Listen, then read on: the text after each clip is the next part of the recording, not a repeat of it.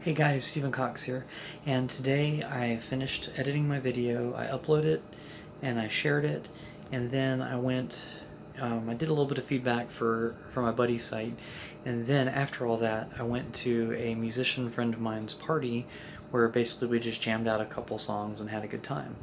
So it was a lot of fun doing that.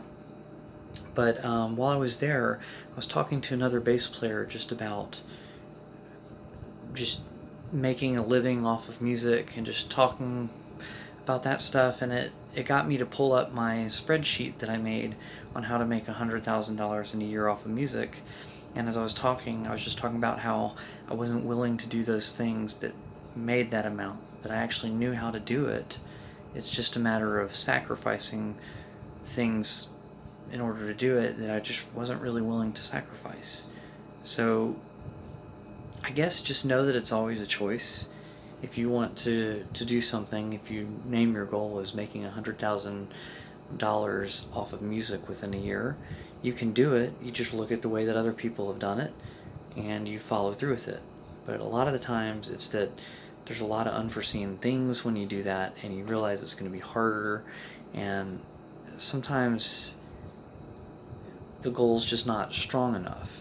So for me, it wasn't worth sacrificing a lot of free time, a lot of social time, hanging out with friends, and just a lot of the things that I was doing musically that build slower than that. So that's the reason why I didn't achieve it. But I could achieve it. So right now with the wedding gigs, I'm part of a collective called the Atlanta Wedding Band. Just recently became part of this, and the guy in charge of that books like crazy. I already have like 7 gigs booked for next year, and they're wedding gigs, so they pay reasonably. And if I were really trying to make $100,000 in a year off of doing stuff like that, I would be booking those gigs. I would be figuring out how he's doing it and work on booking the same things. And then if I could book, pretty much it'd have to be like a gig a day to do that, and that sounds very, very overwhelming, but it's not impossible. It's just hard. And then I was talking to them about Skype lessons. Well, I know that if I did Skype lessons and I put enough time and effort into it, that I could charge basically $1 a minute, and then when you do the math, it comes out to about 35 hours a week of lessons, 48 weeks a year.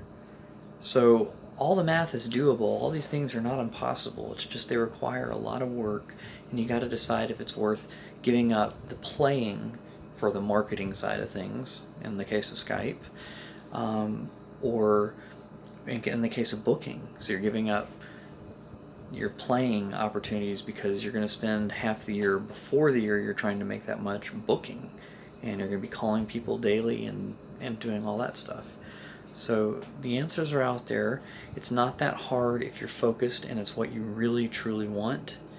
So then you just got to ask yourself, if you're not achieving it, what's holding you back? And then you just got to do the bigger picture. Are you willing to sacrifice those other things, or are you happy with the life you're living? And if you're happy with the life you're living, then don't worry about it. But for me, I'd like to make more than I'm making, but I don't quite want to sacrifice the certain things for like doing it all with Skype or doing it all with booking shows and stuff.